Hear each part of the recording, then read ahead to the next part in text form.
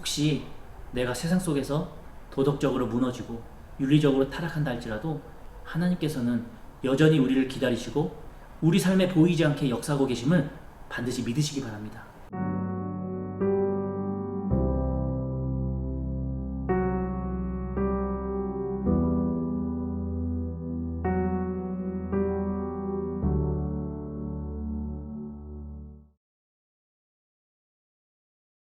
할렐루야, 한 주간도 평안하셨는지요? 이 코로나 팬데믹 시기에 영육간에 강건하시기를 항상 기도하겠습니다. 오늘은 에스더라고 하는 인물을 공부함으로 우리가 함께 은혜를 나누고 기도 제목을 찾고자 합니다. 에스더라고 하는 이름의 뜻은 별이라고 하는 의미입니다. 바벨론 침략에 의해서 흩어졌던 유대인들, 디아스포라 유대인들이라고 부르는데, 그들이 멸절당할 뻔한 그런 상황 속에서 별처럼 떠올라서 유대 민족의 구원에 쓰임받는 이 여인이 에스더였습니다.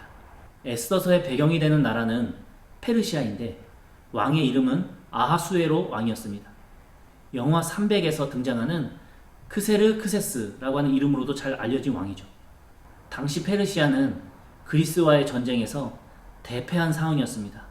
왕은 수도로 돌아와서 총 187일간 연회를 엽니다. 겉으로는 전쟁에 수고한 부하들을 위로하고 자신의 위대함을 드러내기 위한 연회라고 하지만 사실은 무너진 자신의 그 자존감과 자괴감을 덮기 위한 축제였습니다. 술에 취한 페르시아 왕은 자신의 왕후 와스디에게 사람들 앞에서 춤을 추라고 명령합니다. 하지만 왕후 와스디는 신하들 앞에서 왕으로서 무수리처럼 춤을 춰야 하는 것에 왕의 명령에 불복종합니다. 그래서 즉시 이 와스디라고 하는 왕후를 폐위해버립니다. 그리고 곧이어서 새로운 왕후를 찾기 위한 미인 대회를 엽니다. 이때 에스더라고 하는 주인공이 처음 등장합니다. 에스더 2장 6절부터 7절까지의 말씀입니다. 전에 바벨론 왕 느부갓네살이 예루살렘에서 유다 왕 여고냐와 백성을 사로잡아 갈 때에 모르드게도 함께 사로잡혔더라. 그의 삼촌의 딸 하닷사 곧 에스더는 부모가 없었으나 용모가 곱고 아리따운 처녀라. 그의 부모가 죽은 후에 모르드게가 자기 딸같이 양육하더라. 에스더는 유대인 출신이라고 하는 신분을 숨기고 미인대회에 나갔다가 하나님의 섭리로 1등을 합니다. 에스더에게 푹 빠진 이 아하수에로 왕은 에스더를 새 왕으로 세웁니다. 모르드게는 에스더의 사촌이자 양아버지 같은 존재였는데, 이런 모르드게가 넷이 둘이서 음모를 꾸미면서 왕을 암살할 얘기를 엿듣게 됩니다. 그래서 왕궁에 그 내용을 신고하게 되죠. 그리고 다음으로 하만이라고 하는 사람이 등장을 합니다. 하만은 고대 가나안 족속이었던 아각 민족의 후손이었습니다. 이제 성경은 모르드게가 총리 하만에게 무릎을 꿇지 않고 복종하지 않는 모습을 기록하고 있습니다. 모르드게는 유대인 출신이고 하만은 아각 사람 출신으로서 조상의 때로 거슬러 올라가면 이 두 민족은 원수 관계였었습니다. 아각 사람 총리 하만은 모르드게가 옛날 원수 관계였던 유대인 출신이라는 것을 알고 곧바로 누구라도 유대인을 죽여도 살인죄가 적용되지 않는다고 하는, 그리고 유대인을 도륙해도 그 재산을 마음대로 뺏을 수 있다고 하는 그 조서를 만듭니다. 그리고 페르시아 왕의 도장을 받아내는데 성공을 합니다.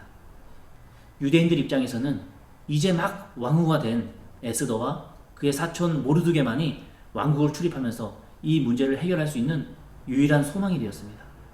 그렇게 에스더가 주저하며 고민하는 가운데 사촌 모르드게가 에스더에게 이런 말을 합니다. 이때에 내가 만일 잠잠하여 말이 없으면 유다인은 다른 데로 말미암아 노임과 구원을 얻으리언니와 너와 내 아버지 집은 멸망하리라. 내가 왕후의 자리를 얻은 것이 이때를 위함이 아닌지 누가 알겠느냐 하니, 에스더가 왕후라고 하는 높은 자리에 오르게 된 것이 너 혼자 잘 먹고 우리 친족만 잘 살기 위해서가 아니라 하나님께서 이런 위기의 때에 너를 사용하시기 위함이 아닌지 누가 할 수 있겠느냐라고 하는 겁니다. 하나님께서 모르드게의 입술을 통해서 에스더에게 사명을 주시는 거죠. 이러한 말에 에스더는 곧장 이렇게 답변을 합니다. 당신은 가서 수산에 있는 유다인을 다 모으고 나를 위하여 금식하되 밤낮 3일을 먹지도 말고 마시지도 마소서. 나도 나의 시녀와 더불어 이렇게 금식한 후에 규례를 어기고 왕에게 나아가리니 죽으면 죽으리이다 하니라. 모르드게의 말을 들은 에스더는 주저하지 않고 자신의 사명으로 받아들이고 결단합니다. 죽으면 죽으리이다. 이렇게 죽음까지도 감당하기로 결단한 이 에스더의 고백을 통해서 성경은 역설적이게도 유대인들이 살면서 하만의 악한 계획이 뒤집어지는 것을 기록하기 시작합니다. 에스더는 3일간 금식하면서 하나님께 기도했습니다. 그리고 하나님께서 주시는 지혜도 받았을 것입니다. 마침 그날 밤 아하수에로 왕은 잠이 오지 않아서 궁중실록을 읽습니다. 그날 밤에 왕이 잠이 오지 아니하므로 명령하여 역대 일기를 가져다가 자기 앞에서 읽히더니 그 속에 기록하기를 문을 지키던 왕의 두 넷이 빅다나와 데레스가 아하수에로 왕을 암살하려는 음모를 모르드게가 고발하였다 하였는지, 왕이 이르되 이 일에 대하여 무슨 존귀와 관짝을 모르드게에게 베풀었느냐 하니 측근 신하들이 대답하되 아무것도 베풀지 아니하였나이다 하니라.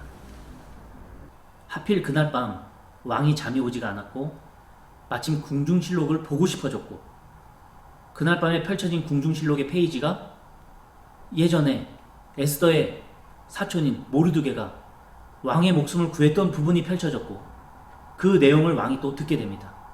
이것이 과연 우연일까요? 저는 하나님의 역사하심이 시작되었다고 믿습니다.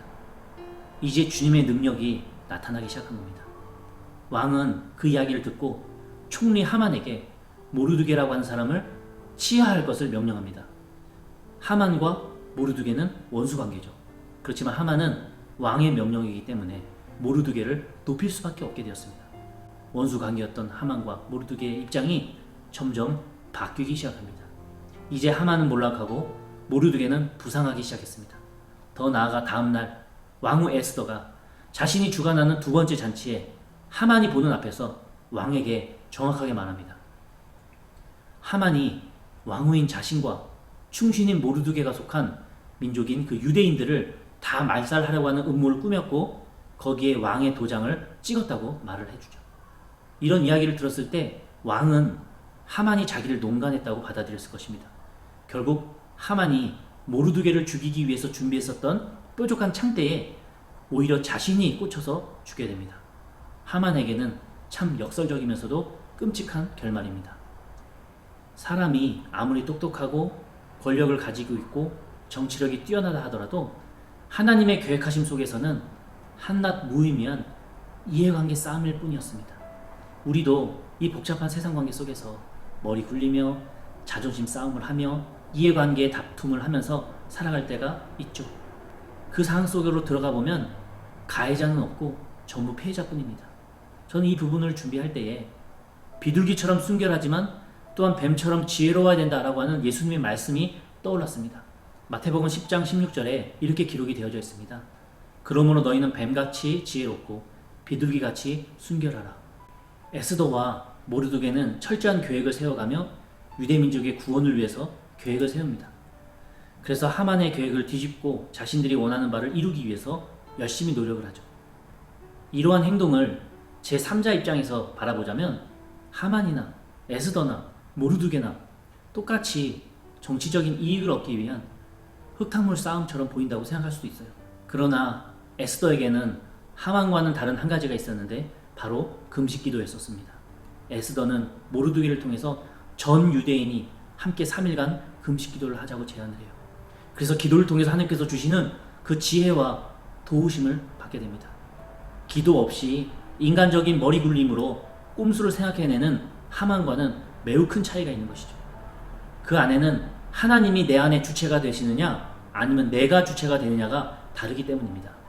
우리 그리스도인들은 비둘기처럼 순결해야 됩니다. 그러나 때로는 잘못된 것을 바로잡기 위해서 뱀처럼 지혜로울 필요도 있습니다.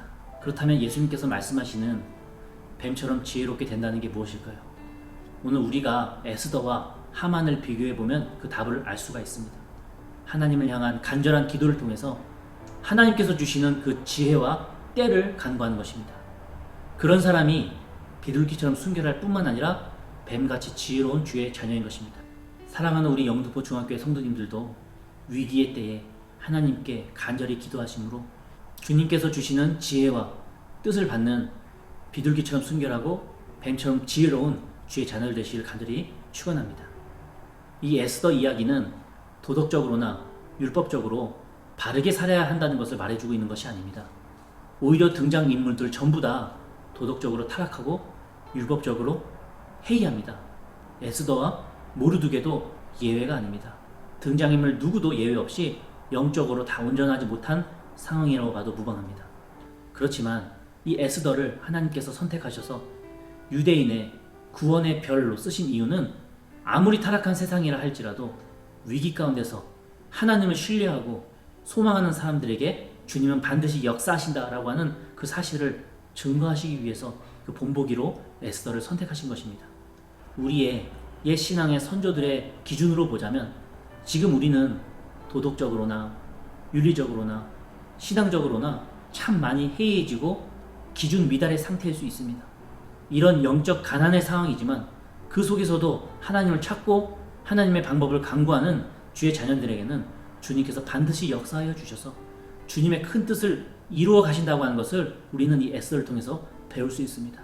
또한 도덕적으로나 신앙적으로 무너진 사람이라 할지라도 그들의 연약한 믿음까지도 사용하셔서 목적을 이루시는 그 하나님이다라는 것을 주님께서는 보여주고 계십니다. 그래서 하나님이라고 하는 단어가 등장하고 있지는 않지만 성경 곳곳에서 하나님의 역사하고 계심을 우리가 발견할 수 있는 겁니다. 그러니 사랑하는 우리 영토고 중학교의 성도님들도 이 세상 살아가실 때에 신앙적으로 항상 주님을 붙잡으시면서 언제나 하나님께서는 우리 곁에서 우리를 지키시고 우리를 돌보시는 사실을 기억하시면서 살아가시기를 부탁드립니다. 그렇게 할 때에 우리가 좀 더 도덕적이고 좀 더 윤리적이면서도 신앙적으로도 본이 되는 주의 자녀가 될 수 있는 것입니다. 한 주간 또 살아가실 때에 도덕적으로나 윤리적으로 완벽한 나의 모습을 기대하시는 그 하나님이 아니라 신앙적으로 하나님께 더 가까이 오기를 바라시고 도우시는 그 하나님이라는 것을 기억하시면서 그 하나님을 더 간절하게 붙잡으시는 주님의 자녀들 되시기를 항상 기도하겠습니다. 한 주간도 승리하시길 바랍니다.